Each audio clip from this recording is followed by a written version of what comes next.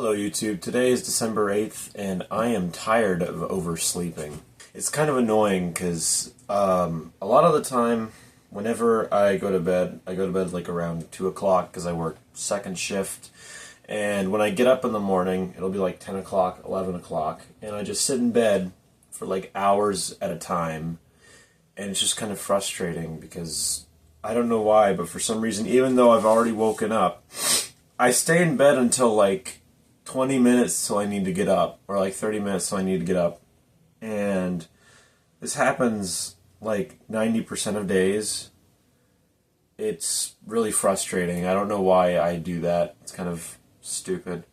I kind of would prefer to have like some sort of routine where I get up at least a few hours before I have to go to work, but I don't know. It's just one of those things, I guess.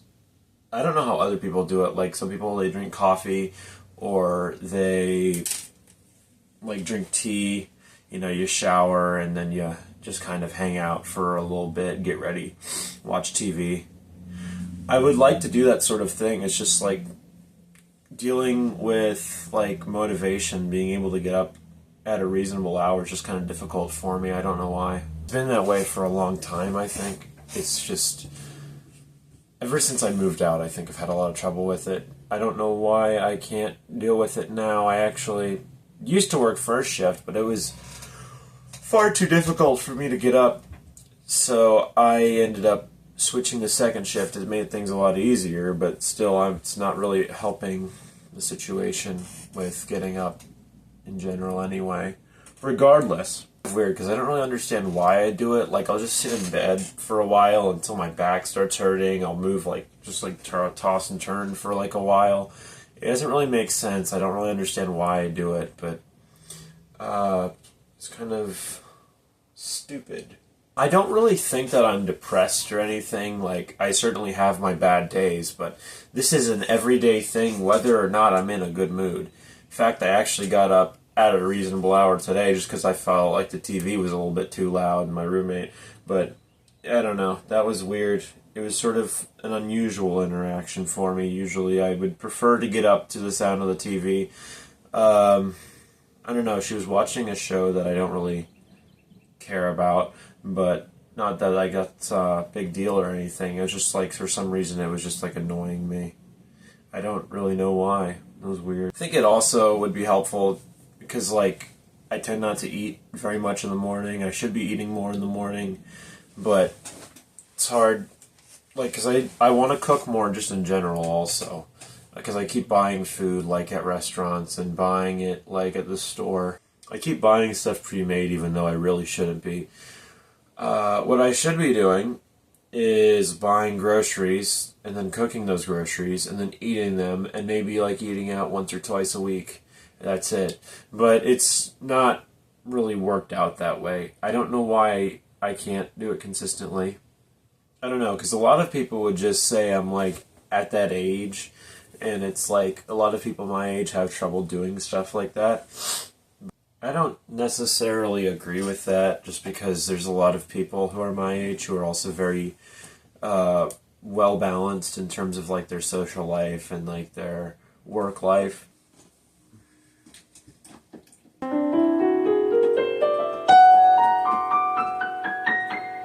My friends say that I should practice the piano more because I can't really do very much other than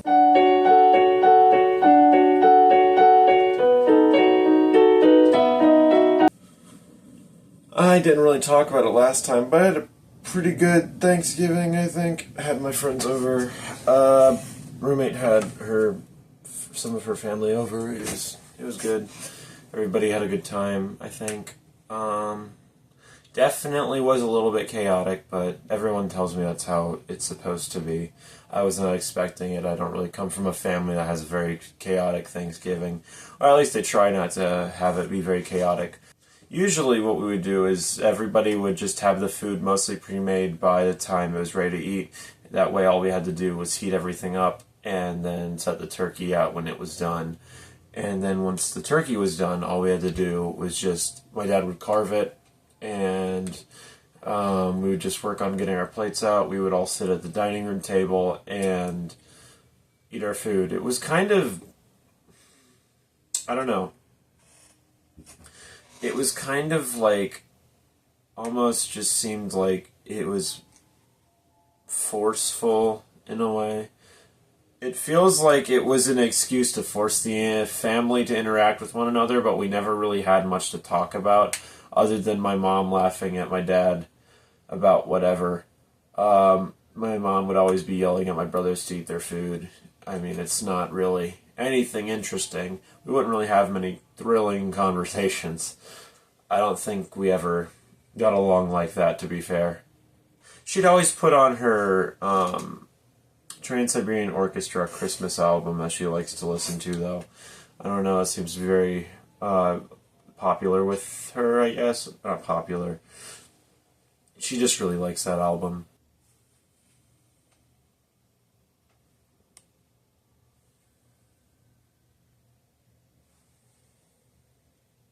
Back when I was living with them, one year in Thanksgiving, at Thanksgiving, I asked my mom if I could make macaroni and cheese instead of her doing it because I was kind of tired of her doing it. The way that she does it is just not very good, at least in my opinion.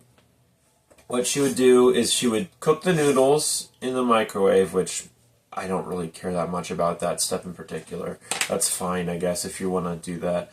But what she would do is she would just, like, raw dog it. She just throw the milk straight in there and then throw in, like, shredded cheese. But, like, she would layer it, so, like, that part is fine. But she wouldn't make cheese sauce, so it would just be when you bake it like that, you do the butter, the milk, all that, it just sort of ends up being this homogenized, or no, sorry, not homogenized. It's just sort of like these coagulated, like, curds of cheese. It's not smooth. It's not even really thick. It's just like an oil slick. It just had the texture of an oil slick. Like, the flavor is fine. It's cheese. I don't think that you can really fuck up the flavor of cheese that badly. Though I'm sure she may have tried. It wasn't that bad. It was just not really good macaroni and cheese. Like, the texture was not there at all. The flavor, I mean, it was just It was flavor. So I begged her to make it one year, because I was like, you never do it right. I just want to do it right one time. Jesus Christ, please. She was a little bit offended by that, but, eventually one year she let me do it. And I did it.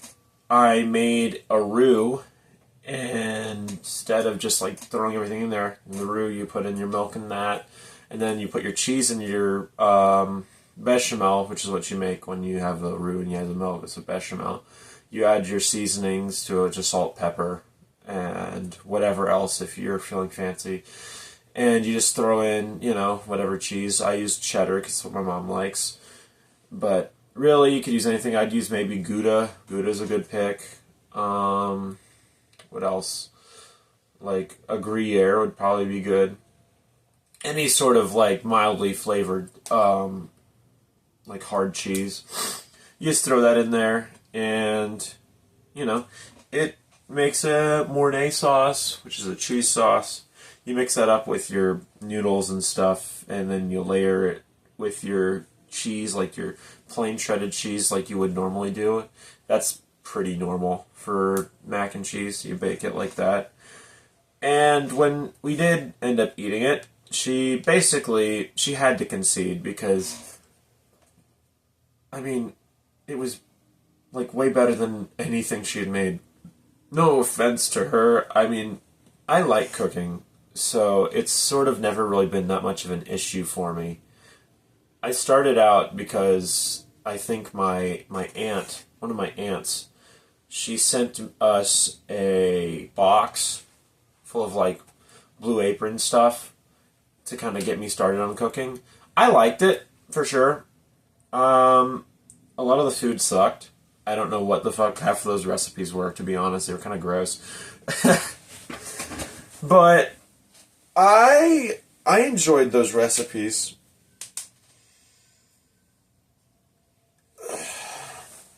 Yeah, most of them were more, it was more fun to make the food than it was to actually eat the food. A lot of it just kind of tasted like kind of boring, weird, mostly flavor combinations I wouldn't normally do. I'm not the kind of person that would eat a lot of vegetables, especially at that age. Like, I like vegetables more now than I did back then, but I certainly don't eat that much regardless. So, it's sort of just an issue of not really, I guess, caring, being like, not, my palate wasn't, like, used to it, I guess. I'm not totally sure. But regardless, I mean, even before that, I was like making cookies to sell in like my neighborhood. I had seen this recipe on YouTube. It was from Tasty. I don't know if you know about that YouTube channel, but I used to watch a lot of their recipes before then even, and I was like, what, 13 at that point? So I've been like into it way before that, honestly, even. But yeah, so I had first, that was like the first recipe that I like really experimented with and tried to copy. I did it really badly. I was not at the point where I think I was able to really do a very good job with it. Wasn't very good. In fact, it was so bad that my mom decided to put a YouTube comment on the video, and she was like, "This recipe sucks. It's really bad, and you shouldn't do it. You shouldn't do it." And it's kind of funny because I feel like if I made that recipe now, could do it much, much better. Just because my technique was really bad. That was my first cookie recipe, so I had no real basis for how everything was supposed to look. I was not patient enough to like let the process work as it's supposed to. It was not. It was not something that I was really used to working with, so I didn't really understand why everything worked. And I think that's sort of been my philosophy moving forward with a lot of learning stuff. It's not that you need to understand just how it works, but you need to understand why it works. Because if you don't understand why it works, then you're not going to be flexible as someone who is learning a skill. And that's kind of important if you're going to be doing any sort of like if you're going to expand upon it in ways that aren't just following a recipe, you need to be able to know why something works. Otherwise, if you don't, that's sort of going to make it so that you're only stuck knowing how to do one type of thing. And if you only know how to make one recipe, or like one set of recipes, and you can't expand upon those recipes, like you're not willing to make any substitutions because you don't know what's going to do to it, then you're not really learning. You're just following directions, which is its own different type of skill. That's not like invalid as a skill either. It's just it's a different type of skill, and it's not necessarily getting good at one isn't going to necessarily make you any good at the other. Like, I used to be terrible at following directions. I used to, like, play Minecraft a lot, and back when I was playing it on Xbox, I liked to follow build tutorials on YouTube because, I don't know, I just wasn't very creative, I guess. But a lot of builds, I would just, like, miscount a block or something. I'd only notice at the very end, or like halfway through, because one of the windows isn't the right size, or looks like I don't have room to fit in the roof or something. I don't know, but I was never very good at counting. I don't know why, but for some reason when everything looks the same, it's kind of hard to tell when things are different because there aren't really many visual indicators other than 1, 2, 3, 4. I don't know, it's just kind of frustrating, I guess. The thing with Redstone too, that was also very difficult because I like the technical stuff, how it's like all logic gates. I never really thought about it that way, I guess. It always just sort of seemed more like a, what do you call it? I always just thought it was neat because you could make machines work out of just like basic like redstone. I don't know. I guess they are just logic gates, but I always just found it really cool. I don't know why exactly. I was really into Minecraft when I was younger. These days, not so much. It's just sort of like, yeah, I can get into it for a little bit every now and then, but I'm certainly not into it enough to, like, work on Redstone like I did when I was younger.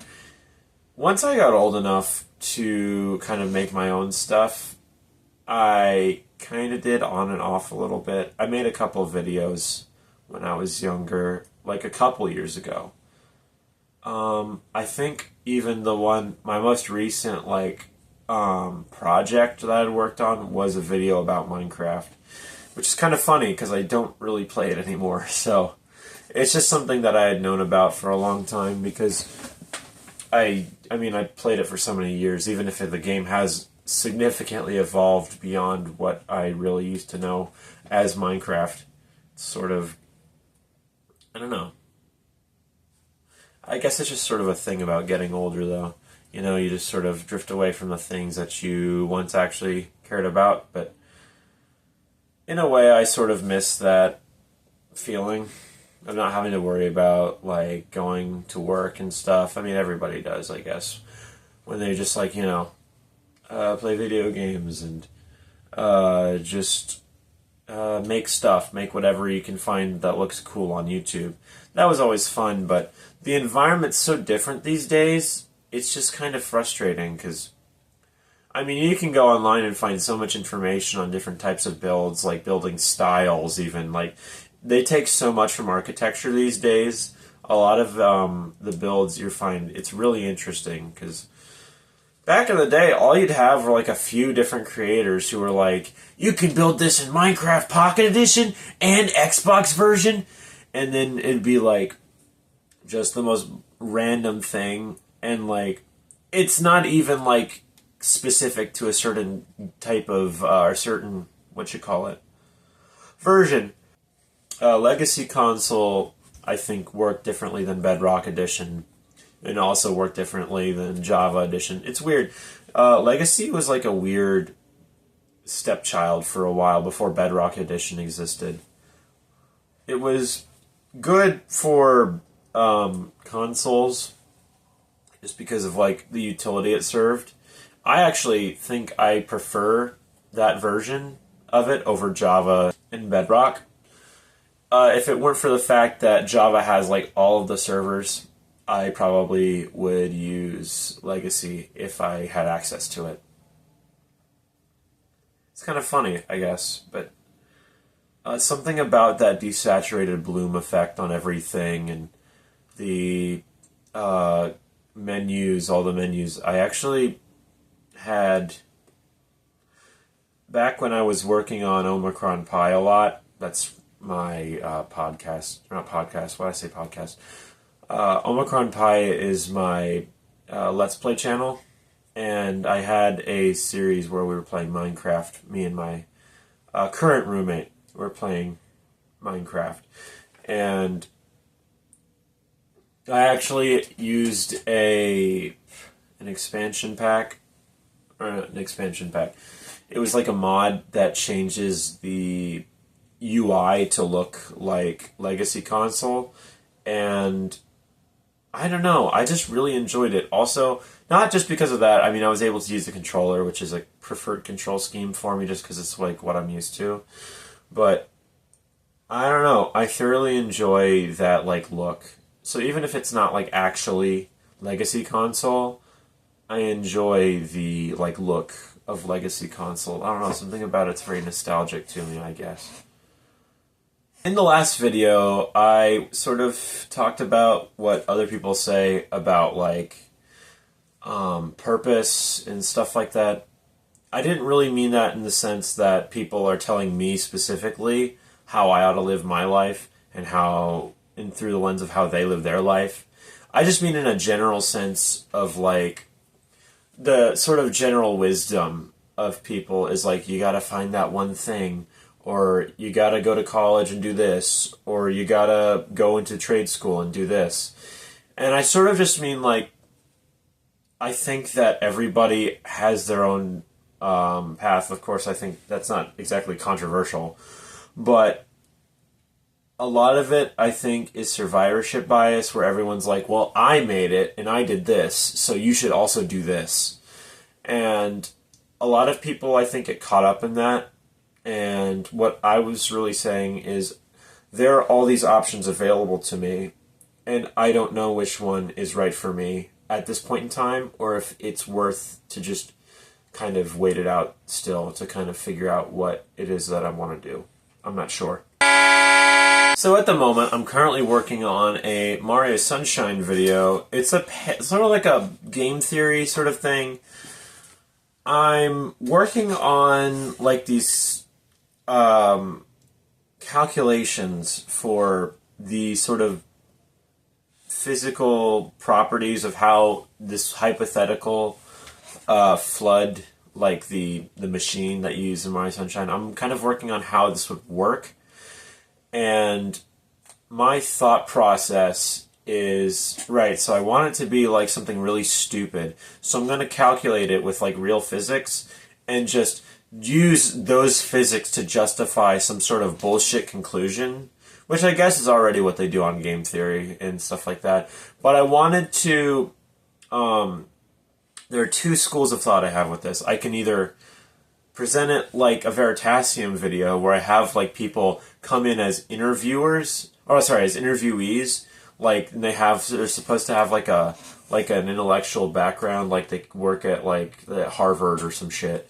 And they're like, I give them these really dumb questions and they can either take it like really seriously or act like I'm fucking insane. I'm not sure. I think that would be funny. I could do that and then just like make a bunch of like rudimentary graphics for it. And I'm thinking I can either do that or I can kind of go like a Brian David Gilbert route. If you ever watched the Unraveled series on Polygon, I really enjoyed that series. And that was the original idea for this sort of thing, where it was sort of just going to be like a lecture in a way, but like kind of goes off the rails, if you know what I mean. So basically, like, what I wanted to do originally was have it so it would be like I have like this premise, like we're going to figure out how FUD works. We do the math, and then we kind of figure out, wait a minute, this is physically impossible. And we do da-da-da-da-da, you know, we ask people like, hey, can we contact Professor EGAD as if he's like a real person, you know, and they're like, what the fuck are you talking about? You know, we have interviews, and it's just like, it's funny. But after that, really, it's sort of just like a descent into madness until you come to some sort of weird conclusion, like, oh, Mario's an alien or something stupid like that. And while that seems fun and all, there's also, I could do that, or I could do like a Veritasium type video, where it's like we take it 100% seriously, and we act like it's a very serious subject, and like there's science behind it and shit like that. I think that would also be funny in its own way. But I also think it could be funny to just do it as like a lecture, sort of like the way that, I don't know, not like Professor Lando, I guess kind of like that, but I think that one, I'm not sure. I want to do it in some way like that. The calculations I have right now, so far, the main thing I was focusing on at first is determining the force of gravity, because in a lot of video games, the force of gravity is not the same as the force of gravity on Earth. And in Mario Sunshine, I figured that it's about 2.5 times the gravity on Earth, which is, on Earth it's, I believe, 9.8 meters per second squared, and in Mario Sunshine it is around 24 meters per second squared. That's not the exact number, I'd have to go and check the math again, but it's close to 24 meters per second squared. So, in that neighborhood. But seeing, like, falling for any amount of time, like, in video games, usually when you fall from a high height, I mean, you're not dying. You lose a lot of health, but you don't die most of the time. So I'm going to be like, oh my god, he fell so far, but like his back isn't breaking. What the fuck? This is crazy. I don't understand it. What the fuck is happening? But you know, like I'm thinking also I wanted to look at like the way that it holds water. Like the tank is probably about as big as your the space between your pelvis and your ribs. It's so basically, I don't know. It's not huge. Like, it's big enough to where you can like store some water in it for sure. But the amount of water that's being output by it, you can tell is definitely not equivalent to the amount that it should be able to hold. It is incredible the amount of water it can hold. So what I wanted to say, justify that by saying that it's not that it holds water, but it has a like what's it called? Has a wormhole in part of it that it stores water in, and the tank is just like a regulator. So it stores water in the tank, but as water is funneled through the wormhole, it sort of gives it like time for the water to come out, so that way it's not overwhelming the tank all at once by just like letting it all directly through. So I'm thinking we could probably do something like that. I could do something like that, but if you feel like sending me an email, you can do so at summerbaileyyt@gmail.com. If you're interested in something like that, I might read it, depending on if it's interesting or not. And I'll see you guys next time. Goodbye, YouTube.